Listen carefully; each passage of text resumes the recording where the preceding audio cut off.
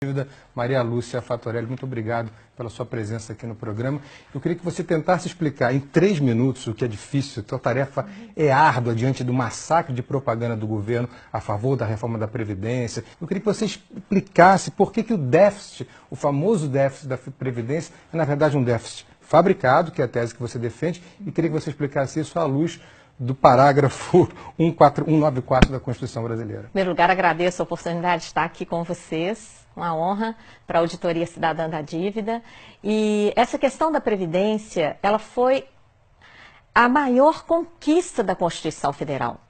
Os constituintes colocaram no artigo 194 da Constituição a seguridade social, a segurança do povo. Que não é só Previdência, não é. São 3 fatores. É um tripé. É previdência, assistência e saúde. Foi a principal conquista social. Ela é tão importante que na própria Constituição, no artigo 195, os constituintes estabeleceram o financiamento desse tripé. Então, eles colocaram lá fontes variadas de financiamento, como uma cesta.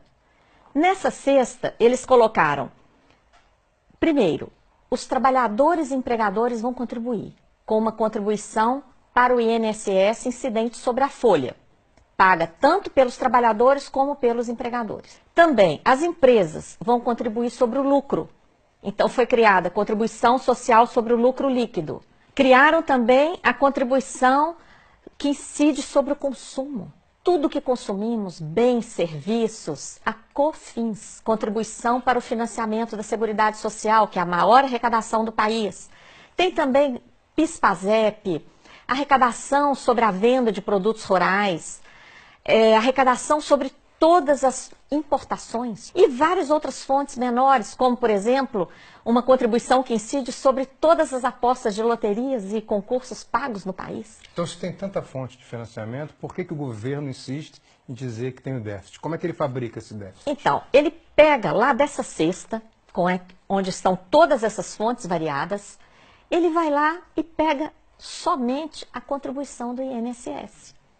E compara o que se arrecada com essa contribuição, paga por empregados e empregadores urbanos e rurais, ele compara isso com todo o gasto da Previdência, que é o maior entre o tripé da Previdência, Assistência e Saúde. O maior deles é a Previdência. E quando fazemos a conta honestamente, considerando todas essas fontes, e todos os gastos com previdência, assistência e saúde, o que a gente obtém? Uma sobra de recursos de dezenas de bilhões de reais todo ano. Sem falar que há dívidas de empresas que têm um montante de 350 bilhões com a Seguridade Social, né? Isso, a sobra de recursos ainda poderia ser muito maior, por causa da sonegação, que você menciona, que ultrapassa 400 bilhões de reais, segundo estimativas, inclusive a lista dos devedores da Previdência. As desonerações, que são setores que são liberados de contribuir para a Seguridade Social. Por exemplo, o agrobusiness. Então, é uma infâmia muito grande. O governo libera o agronegócio de pagar a contribuição e depois fala que tem déficit. E ainda quer botar a culpa nos trabalhadores rurais, né? É uma olha, inconsistência. A sobra de recursos é tão impressionante que existe a tal da DRU, a desvinculação. E por que desvinculação? Porque essa cesta de contribuições, elas são vinculadas pela Constituição para a Seguridade. Então, vem o governo, aumenta a DRU, que é essa mordida, morde atualmente 30% dos recursos da Seguridade Social, desvia principalmente para pagar juros da dívida pública. Que responde por quase 50% do nosso orçamento. Todo ano, né?